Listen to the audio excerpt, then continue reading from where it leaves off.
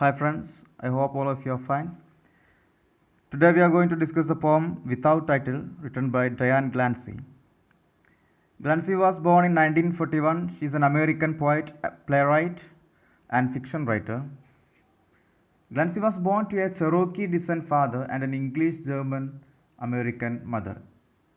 ഗ്ലാൻസിയുടെ father ഒരു Cherokee വംശജനായിരുന്നു. അമേരിക്കയിലുള്ള ഒരു അബോർജിനൽ കമ്മ്യൂണിറ്റിയാണ്. ഓൾറെഡി അമേരിക്കയിലേക്ക് ഇംഗ്ലീഷുകാർ വരുന്നതിന് മുൻപേ അവിടെ ഉണ്ടായിരുന്ന ഇന്ത്യൻ എന്ന് പറയുന്നുണ്ടല്ലോ, അമേരിക്കൻ റെഡ് ഇന്ത്യൻസിൽപ്പെട്ട ഒരു ടീമാണ് ഈ ചെറോക്കി.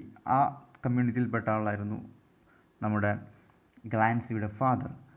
മദർ ആവട്ടെ ഒരു ഇംഗ്ലീഷ് ജർമ്മൻ അമേരിക്കൻ ആയിരുന്നു. ഇംഗ്ലീഷ് സംസാരിക്കുന്ന ജർമ്മൻ ഒറിജിനായ അമേരിക്കൻ സ്ത്രീ ആയിരുന്നു ഇവരുടെ mother. Okay. At a young age she had hard time with determining her identity because of how her Indian lifestyle did not relate to what she was learning in school.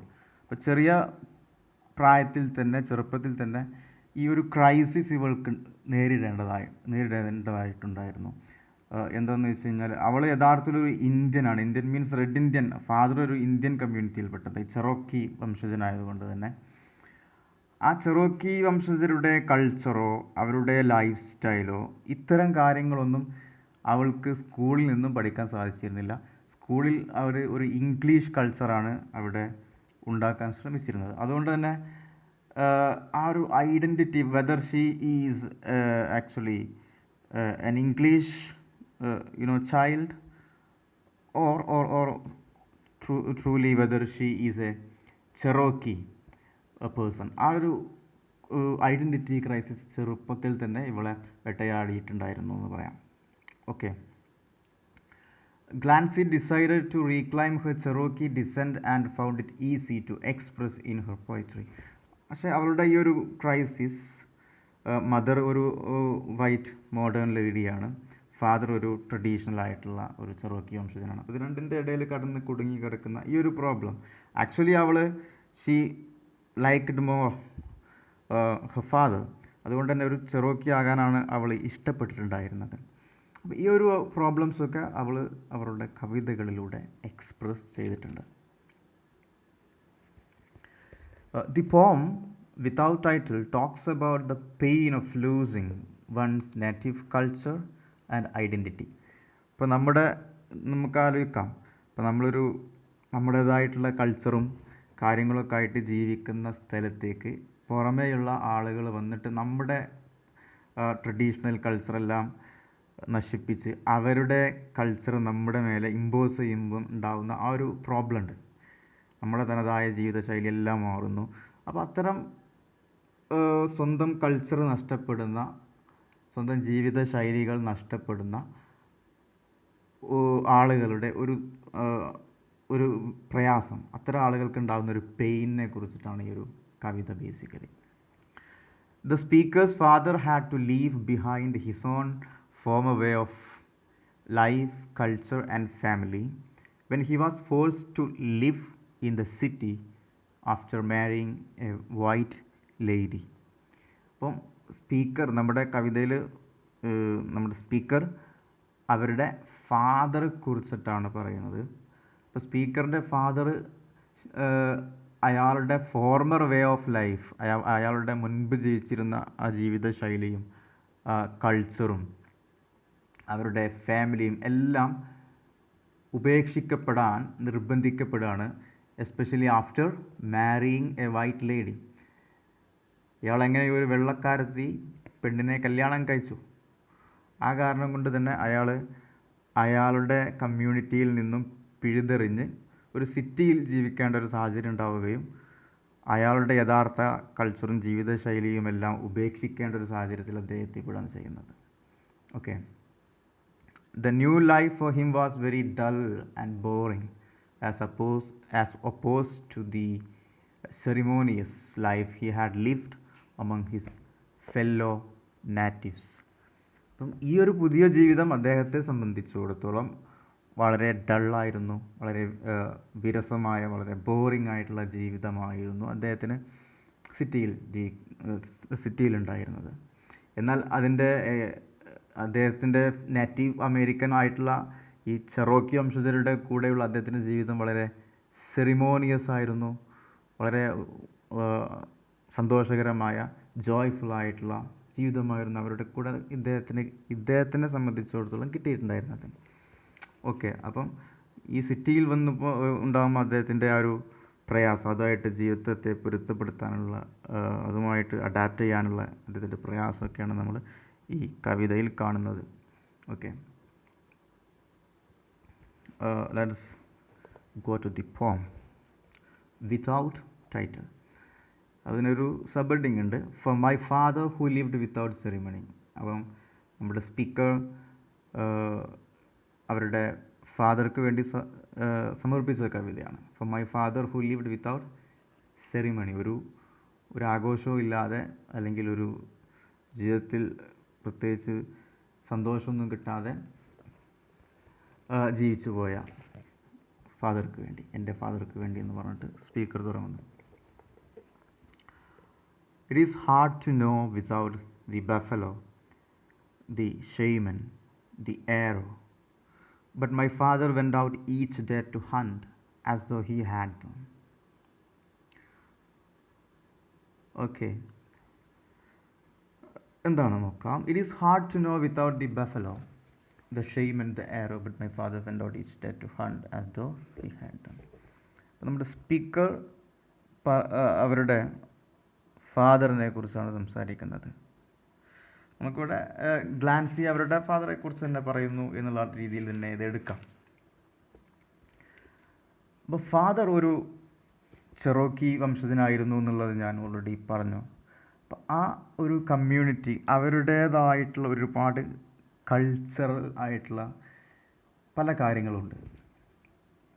അവരുടേതായിട്ടുള്ള festivals ഉണ്ടാവാം, അവരുടേതായിട്ടുള്ള ആഘോഷങ്ങളുണ്ടാവാം, അവരുടേതായിട്ടുള്ള superstitious ആയിട്ടൊക്കെ ഉള്ള ഒരുപാട് കാര്യങ്ങളുണ്ടാവും. അപ്പം ഇവരെ സംബന്ധിച്ചിടത്തോളം, ഈ ഒരു കമ്മ്യൂണിറ്റിയെ സംബന്ധിച്ചിടത്തോളം അവർക്ക് വളരെ വേണ്ടപ്പെട്ട ഒന്നായിരുന്നു ബഫലോ. അപ്പോൾ അത് അവരുടെ എന്താ പറയുക, ജീവിതത്തിൽ വളരെ ഒരു അവിഭാജ്യ ഘടകമായിരുന്നു എന്ന് പറയാം ബഫലോ. അവർ they had hunt this buffalo. ബഫലോയെ ഹണ്ട് ചെയ്യാറുണ്ടായിരുന്നു. അതുപോലെ ഇത് മാംസത്തിന് വേണ്ടിയിട്ടും പാലിന് വേണ്ടിയിട്ടൊക്കെ അവർ ഉപയോഗിച്ചിരുന്നൊരു മൃഗമാണ്. അവരുടെ ഒരു ജീവിതത്തിൻ്റെ തന്നെ ഒരു ഐശ്വര്യം എന്നുള്ള രൂപത്തിൽ അവർ കണ്ടതായിരുന്നു ഈ buffalo. So buffalo was very important for these community, these Cherokee people. അപ്പം സിറ്റിയിലേക്ക് വരുന്നതോട് കൂടിയിട്ട് ഇത്തരം ജീവിതങ്ങളൊന്നും ഇദ്ദേഹത്തിന് കിട്ടാതാവുകയാണ്. ഓക്കെ, അപ്പം എന്താണ്, ഇതൊന്നും ഇല്ലാതെ ഈ ബഫലോ, അതുപോലെ ഷെയ്മൻ എന്നുള്ളത് ഒരു എന്താ പറയുക, ഒരു പേഴ്സണാണ്. Actually it's a person. എന്ത് പേഴ്സണാണ്? This person who has access to the world of spirits ആണ്. സ്പിരിറ്റ്സിനോടൊക്കെ സംസാരിക്കാൻ കഴിയുന്ന ഒരു മനുഷ്യൻ, മന്ത്രവാദി പോലെയുള്ള ആൾ, ഷെയ്മൻ. അപ്പോൾ ഇവർ ഈ ഹണ്ടിങ്ങിന് പോകുന്ന സമയത്ത് ഈ ഷെയ്മൻ്റെ അടുത്തൊക്കെ പോയിട്ട് പ്രോപ്പറായിട്ടുള്ള സമയമാണോ, ഇപ്പോൾ ഹണ്ട് ചെയ്ത് കഴിഞ്ഞാൽ മൃഗങ്ങളെ കിട്ടുമോ, ബഫലോയെ കിട്ടുമോ എന്നൊക്കെയുള്ള കാര്യങ്ങളൊക്കെ അന്വേഷിക്കുന്നത് ഇത്തരം ആളുകളോടൊക്കെയാണ്. Shaman they know what is exactly the proper time for hunting and all. അത് അവരുടെ ഒരു കൾച്ചറിൻ്റെ ഭാഗമാണ്. It may be superstitious for you and for those who think logically, rationally. നമ്മളിങ്ങനെയൊക്കെ ചിന്തിക്കുമ്പം ഒരു പക്ഷേ നമുക്ക് ഈ ഷെയ്മൻറ്റിലൊന്നും വിശ്വാസം ഉണ്ടാവില്ല. പക്ഷേ ഈ ആളുകളെ സംബന്ധിച്ചിടത്തോളം they are very innocent. These people are very innocent. They have their own cultural kind of things. ഈ ഇത്തരം കാര്യങ്ങൾ it may be superstitious for you, but for them it is very important. അവരതിനെക്കുറിച്ചിട്ട് അതിൻ്റെ ഒരു ലോജിക്കൽ, അതിൻ്റെ റാഷണാലിറ്റിയെക്കുറിച്ചൊന്നും ചിന്തിക്കുന്നില്ല. They are enjoying their life in their own way. അപ്പം ഇതൊന്നും ഇല്ലാതെ ഷെയ്മനില്ല. അതുപോലെ the arrow, of course the take these arrows with them when they go for hunting. ഇതൊന്നും ഇല്ലാതെ my father went out each day to hunt as though he had them. ഇതെല്ലാം അദ്ദേഹത്തിന് ഉണ്ടായിരുന്നു എന്ന് തോന്നിക്കുന്ന പോലെ അദ്ദേഹം എന്നും ഇങ്ങനെ സിറ്റിയിലായിരുന്ന സമയത്ത് പോലും അദ്ദേഹം നമ്മുടെ സ്പീക്കറുടെ മദറെ കല്യാണം കഴിച്ചതിന് ശേഷം സിറ്റിയിൽ ജീവിക്കുന്നു. ആ ഒരു സമയത്ത് പോലും ഇദ്ദേഹം അദ്ദേഹത്തിൻ്റെ കമ്മ്യൂണിറ്റിയിൽ ജീവിച്ചിരുന്നത് പോലെ ജീവിക്കാൻ ശ്രമിച്ചുകൊണ്ടിരിക്കുകയാണ്. ആക്ച്വലി അദ്ദേഹത്തിന് ഇപ്പോൾ ഷെയ്മൻ എന്ന് പറയുന്ന അവരില്ല, മന്ത്രവാദിയില്ല, അവരോട് കാര്യങ്ങൾ ചോദിക്കുന്നില്ല. അതുപോലെ ഈ ബഫലോ ഇല്ല, ആരോ, ബോ, ഇതൊന്നും ഇല്ലാഞ്ഞിട്ടും അതുള്ളതുപോലെ അദ്ദേഹം ഇവിടെയും ജീവിക്കാൻ ശ്രമിക്കുകയാണെന്നുള്ളതാണ് പറയുന്നത്. Okay, even when staying in the city after the marriage with a white modern lady, the narratives father thought of himself as a Cherokee hunter and each day went out for hunting. അദ്ദേഹം ഇപ്പോഴും ഒരു Cherokee ആയിട്ടുള്ള ആളായിട്ട് അദ്ദേഹത്തെ തന്നെ അദ്ദേഹം ആ രൂപത്തിലാണ് കാണുന്നത്. And every day he went for hunting. But sadly he didn't have his traditional equipments and rituals though he acted like he had them. അദ്ദേഹത്തിൻ്റെ ട്രഡീഷണൽ ആയിട്ടുള്ള ഈ ഹണ്ടിങ്ങിനൊക്കെ പോകുന്ന സമയത്ത് ഉണ്ടാകുന്ന ചില റിച്വൽസ്, ചില ചടങ്ങുകളും കാര്യങ്ങളൊക്കെ ഉണ്ടാവും. അപ്പോൾ അതൊന്നും ഇവിടെ അദ്ദേഹത്തിനില്ല. ആ ചടങ്ങുകളൊക്കെ ആയിട്ട് ബന്ധപ്പെട്ടതായിരിക്കാം ഒരു പക്ഷേ ഈ ഷെയ്മൻ ഈ സ്പിരിറ്റ്സിനെയൊക്കെ ആവാഹിക്കുന്ന ഈ പീപ്പിൾ ഒക്കെ ഒരു പേഴ്സണാണ് കേട്ടോ. ഇത് ഒരിക്കലും സ്പിരിറ്റ് എന്നുള്ള അർത്ഥത്തിലല്ല കേട്ടോ ഷെയ്മൻ, ഒരു പേഴ്സണാണ്. This person has access to the world of spirits. That is the meaning of shaman. അപ്പോൾ ഇത്തരം കാര്യങ്ങളൊന്നും ഇല്ലാതെ ആണ് അദ്ദേഹം ഇന്നിവിടെ സിറ്റിയിൽ ജീവിക്കുന്നത്. എങ്കിലും still he goes for hunting like he has all these kinds of, ഇത്തരം കാര്യങ്ങളൊക്കെ അദ്ദേഹത്തിന് ഉണ്ട് എന്നുള്ള രൂപത്തിൽ തന്നെ അദ്ദേഹം ഹണ്ടിങ്ങിന് ഇപ്പോഴും പോകുന്നുണ്ട് എന്നുള്ളതാണ് സ്പീക്കർ പറഞ്ഞത്. Stock yards all his life he brought us meat. No one marked his first kill. No one sang his buffalo song. So അദ്ദേഹം he is now living in the city, I told you. So ഈ സിറ്റിയിൽ അദ്ദേഹം work ചെയ്യുന്നത് stock യാർഡ്സിലാണ്. Stock yards എന്ന് പറഞ്ഞാൽ it's A place where you keep this life stock. ഈ മൃഗങ്ങളെയൊക്കെ എന്താ പറയുക, നമ്മൾ കീപ്പ് ചെയ്യുന്ന സ്ഥലമാണ് ഈ സ്റ്റോക്ക് യാർഡ്, നമ്മൾ കന്നുകാലികളെയൊക്കെ. അപ്പോൾ അത്ര ഒരു സ്റ്റോക്ക് യാർഡ്സിലാണ് ഇദ്ദേഹം ഇന്ന് ജോലി ചെയ്യുന്നത്. നോക്കൂ, all his life he brought us meat. അദ്ദേഹത്തിൻ്റെ ജീവിതം ഒരുപാട് കാലം അദ്ദേഹം ജീവിച്ചു. ആ സമയത്തൊക്കെ ഞങ്ങൾക്ക് ഒരുപാട് മീറ്റ്. അദ്ദേഹം ഹണ്ടിങ്ങിന് പോയിരുന്നു. He liked hunting very much. And ഹണ്ടിങ്ങിന് പോയ സമയത്ത് അദ്ദേഹം ഒരുപാട് മാംസമൊക്കെ ഞങ്ങൾക്ക് കൊണ്ടുവരാറുണ്ടായിരുന്നു. He brought us meat. No one marked his first kill. എങ്കിലും അദ്ദേഹം ആദ്യമായിട്ടൊരു വേട്ടയാടിയൊരു മൃഗത്തെ പിടിച്ച സമയത്തൊന്നും ആരും അത് ശ്രദ്ധിച്ചതേയില്ല, ആരും അത് നോട്ടീസ് ചെയ്തിട്ടില്ല. No one marked his first kill. No one sang his buffalo song. അപ്പം ഈ കമ്മ്യൂണിറ്റിയുടെ ഇടയിലുണ്ടായിരുന്ന സംഭവമാണ്. അപ്പോൾ ഒരു ബഫലോയൊക്കെ ഹണ്ട് ചെയ്ത് വരുന്ന സമയത്ത് ഒരു വലിയ സെറിമണി പരിപാടികളൊക്കെ നടത്തും. പാട്ടും ഡാൻസൊക്കെ ഉണ്ടാകും. ഒരാൾ ആദ്യമായിട്ടൊരു ബഫലോയൊക്കെ പിടിച്ചൊക്കെ വരുമ്പോൾ ഭയങ്കര ഫെസ്റ്റീവ് മൂഡാണ് ഈ ഹണ്ടിങ്ങൊക്കെ കഴിഞ്ഞ് വരുന്ന സമയത്ത് ഇവരുടെ ഈ കമ്മ്യൂണിറ്റിയുടെ ഇടയിൽ, ഈ ചെറോക്കി കമ്മ്യൂണിറ്റിയുടെ ഇടയിൽ. പക്ഷേ അദ്ദേഹം നഗരത്തിൽ ജീവിക്കാൻ തുടങ്ങിയതിന് ശേഷം ഒരു വെള്ളക്കാരി വൈറ്റ് മോഡേൺ ലേഡി കല്യാണം കഴിച്ച് ജീവിക്കാൻ തുടങ്ങിയതിന് ശേഷം അദ്ദേഹത്തിന് ഇത്തരം കാര്യങ്ങളൊക്കെ നഷ്ടപ്പെടുകയാണ്. അദ്ദേഹം ഹണ്ടിങ്ങിന് പോകുന്നുണ്ട്, പക്ഷേ അതൊന്നും ആരും ശ്രദ്ധിക്കുന്നില്ല. He didn't get any kind of recognition actually from his wife or from his family, അല്ലെങ്കിൽ മറ്റുള്ള അദ്ദേഹത്തിൻ്റെ ആ ഒരു പ്രദേശത്തുള്ള ആരടുത്തുനിന്നും ഒരു അംഗീകാരം അദ്ദേഹത്തിന് കിട്ടുന്നില്ല. നോക്കൂ, ജസ്റ്റ് ഒന്ന് എഴുതി വായിച്ചു നോക്കാം. He worked in the stock yard where life stock is kept and sorted. നമ്മൾ പറഞ്ഞു. He brought meat to his family every day. പറഞ്ഞു എല്ലാ ദിവസവും മീറ്റ് ഫാമിലി മെമ്പേഴ്സിന് വേണ്ടി അദ്ദേഹം കൊണ്ടുവന്നു. No one noticed his first hunting and killing the buffalo and no one sang the buffalo song because he was no longer with his fellow men. അദ്ദേഹത്തിൻ്റെ യഥാർത്ഥ native Americans ആയിട്ടുള്ള മറ്റുള്ള ഇദ്ദേഹത്തെ പോലെയുള്ള കമ്മ്യൂണിറ്റിയിലുള്ള മറ്റുള്ള ആളുകളുടെ കൂടെ അല്ലാത്തത് കൊണ്ട് ആരും ഇദ്ദേഹത്തെ ശ്രദ്ധിച്ചിട്ടുണ്ടായിരുന്നില്ല. ആരും ഇദ്ദേഹത്തിന് വേണ്ടി പാട്ട് പാടിയിട്ടുണ്ടായിരുന്നില്ല. Actually usually when a native American makes his first kill beautiful celebrations are followed. നല്ല സെലിബ്രേഷൻ പരിപാടിയൊക്കെ ഉണ്ടാവും സാധാരണ ഈ ഫസ്റ്റ് ഒരു ഹണ്ടിങ്ങിനൊക്കെ പോയ ഒരാളൊരു മൃഗത്തേക്ക് കൊന്നു വരുന്ന സമയത്ത്.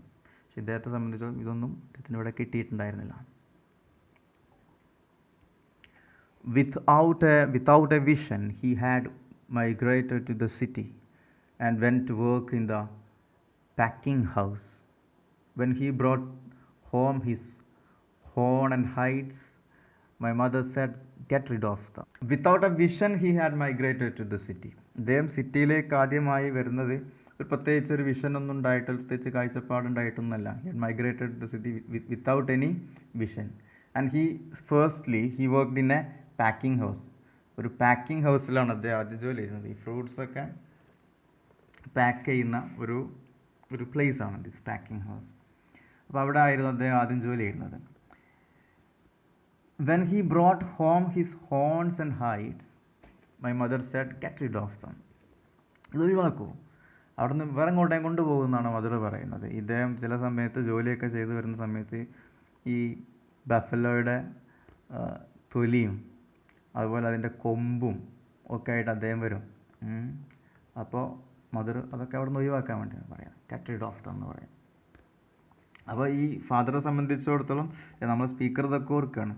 After the work, when he came back home, the narrator's mother would be angry with him because he brought with him the horn and hides. The father is insulted in front of his children. Father is, insulted. ഒരു insulting ആണ് കുട്ടികളുടെ ഇടയിൽ നിന്ന് ഇങ്ങനെ പറയുന്ന സമയത്ത്.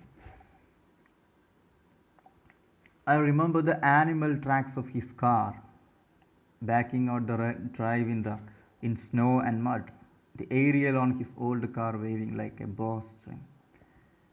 ഇപ്പം narrator ഓർക്കുന്നുണ്ട് ഫാദറിൻ്റെ ഒരു കാറുണ്ട് ഫാദർക്ക്. There is a car for him. ആ കാറിലൊക്കെ ആനിമൽ ട്രാക്സ്, ആനിമൽസിൻ്റെ പിക്ചേഴ്സ് അതിലൊക്കെ വരച്ച് വെച്ചിട്ടുണ്ട്. The car of the father was marked with the feet of different ആനിമൽസിൻ്റെ കാലും ഇതിൻ്റെ ചിത്രങ്ങളൊക്കെ ഈ വാഹനത്തിൽ കാറിൽ വരച്ചിട്ടുണ്ട്. He loves animals and even on his cars the feet of animals are painted. Okay. She remembers him driving his car in snow and mud, backing out the drive in snow and mud. ഈ മഡിലൂടെയൊക്കെ അദ്ദേഹം car ഓടിക്കുന്നതൊക്കെ ഇവൾ ശരിക്ക് ഓർക്കുന്നുണ്ട്. ഈ മഡിലൂടെ ഇത് ഏതുപോലെയെന്ന് വെച്ച് കഴിഞ്ഞാൽ it's like ploughing with a buffalo.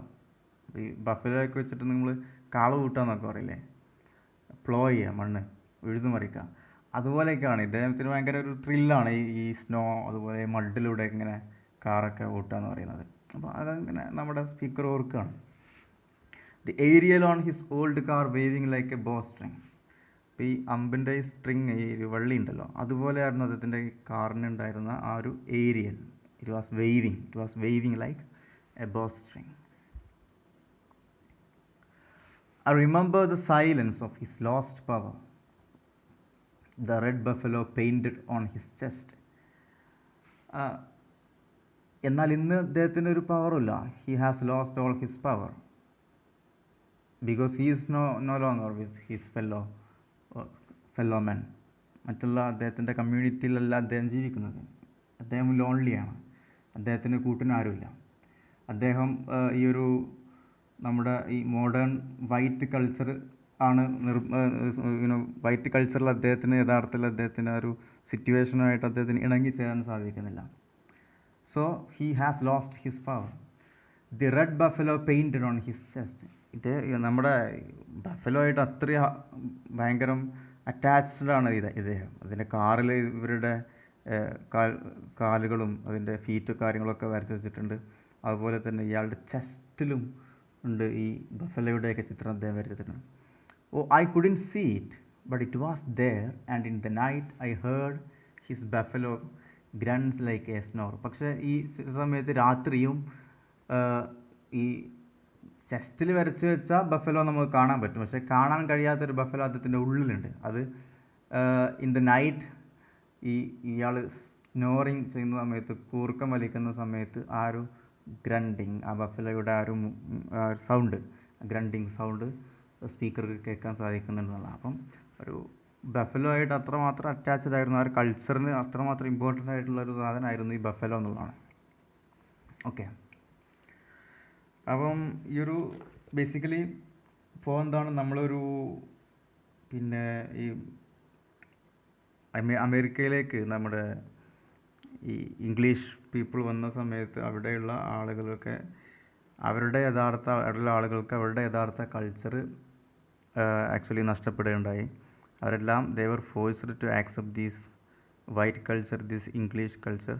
അപ്പോൾ ആ സ്വന്തം കൾച്ചർ നഷ്ടപ്പെടുമ്പോൾ ഉണ്ടാകുന്ന ഒരാളുടെ പ്രയാസങ്ങളും വേദനയൊക്കെയാണ് ഈ കവിതയിലൂടെ നമ്മുടെ ഡയാൻ ഗ്ലാൻസി പറയുന്നത്. Okay, I hope you understood, and if you have any doubt you can comment. Thank you for watching.